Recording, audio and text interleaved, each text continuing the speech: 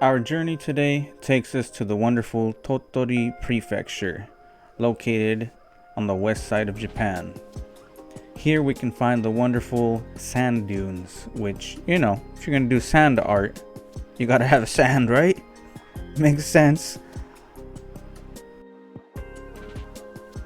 Anyways, if unfortunately you are not a big fan of sand, like a certain Anakin Skywalker, then unfortunate, like I said, but I personally enjoyed it. I mean, like if you think about it, sounds kind of boring because it's sand, but visuals were cool. Just walking around it was nice. Yeah, I mean, it's very basic and simple, but I enjoyed the views. So yeah, but now let's move on to the museum.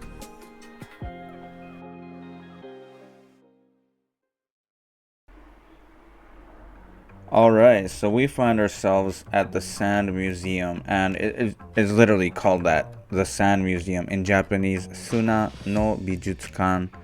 And I mean, no fancy name because I don't think there's anything else like it in Japan. I know that they were inspired by people in other countries. There's a whole ass story as to who started this sand sculpting and all that, but I don't remember that shit, bro. This was years ago.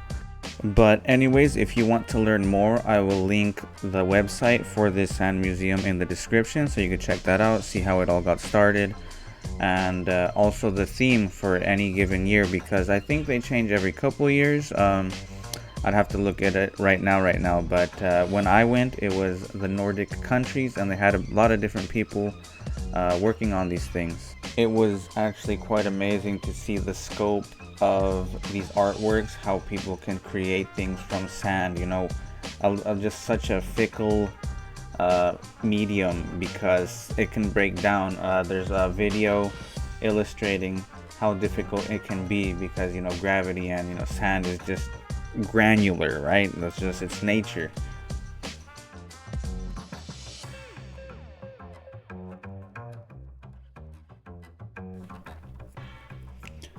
I was also quite impressed at the size of the venue because they just gave it a lot of space. I have some video footage from back in the day. I had a not so great camera, but we got some footage here where you can see me looking around, just admiring each piece very slowly. I mean, standing next to them is way different than just like seeing a picture or anything. So definitely, if you're out in the west side of Japan, I do recommend hitting it up if you just like art or want to see something new.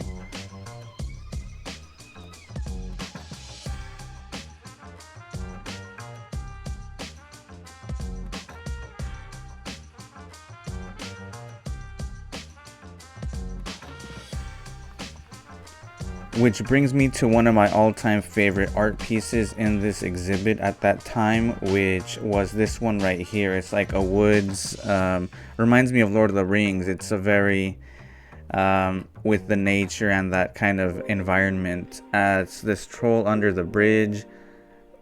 They got some water flowing through there. They got the whole vibe going, right?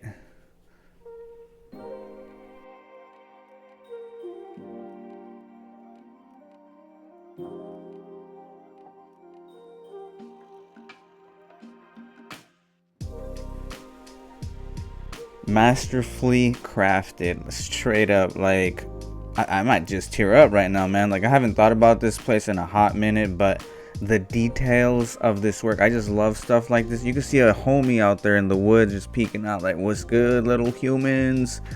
Like, whew, I love these kinds of fantasy themes. Let's continue onward and continue appreciating these pieces of fantastic masterclass in making fleeting artworks. And I say fleeting because you can't carry this, you can't transfer this to another museum. Sand is just again, it just will break down if you just make the wrong move. I wonder how safe this stuff is if there was an earthquake in the area, because I know Japan has earthquakes from time to time, and not sure how that affects this museum. I'm actually kind of scared for them, but yeah, I mean, the fleeting nature of sand sculpting. Like, these people create these wonderful artworks, and eventually they get destroyed, erased, whatever you want to call it, and then they make a new exhibit here. It's fantastic, man. Poetic, even.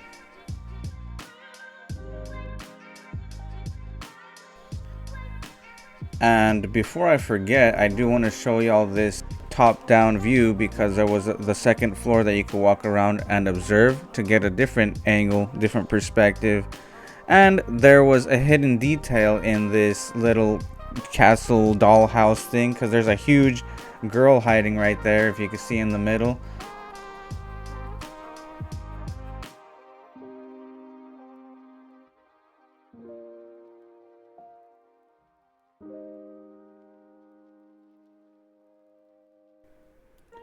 As if the inside wasn't enough, we also have some fantastic artworks outside, both big and small, and quite adorable, if I do say so.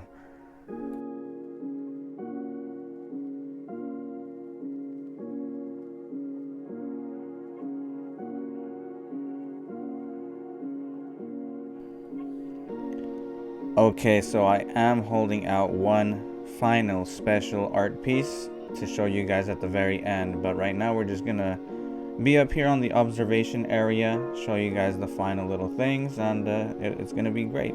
This was a beautiful view, and overall I did enjoy this trip, and I'd love to go back again.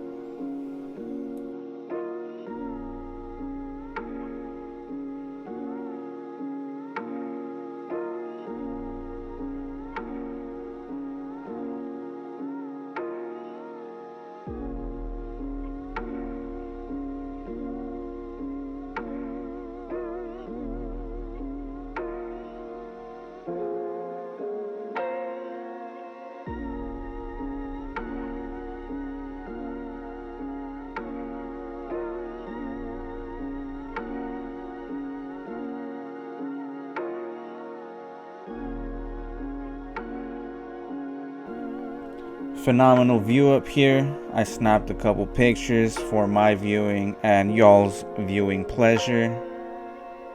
And one final thing before I show you the special sand sculpture, we don't want to forget the Bell of Happiness. I don't know if this is a regular thing that they just have here all the time, but hey, who's gonna turn down the Bell of Happiness? You go over there, you ring that thing, awesome, top everything off. And to not leave you waiting any longer, here is the final piece that I wanted to show you. This was at the entrance, and it's a pretty awesome sand shrew sand piece. I mean, it fits, and I think there was a Pokemon game coming out this year. I went to this back in 2018, and it was just awesome because this guy here was just making it. You know, he was doing the finishing touches and all that. So I caught it in the middle of its creation. So fantastic, dude. All right, what's up? It's your dude. Thank you for sticking with me this long and watching the video. I hope you enjoyed it. I really loved revisiting this beautiful place. And again, like I said many times, I'd really love to go again and see what the theme is of in recent times. And I forgot one final piece, which is like a welcoming piece when you come into the parking lot. So I'll put that here now.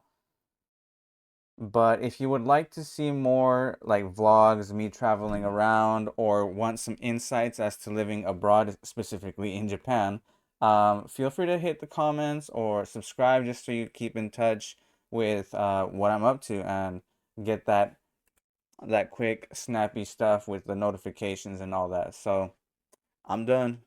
Y'all have a good one, and I'll see you in the next one. Peace.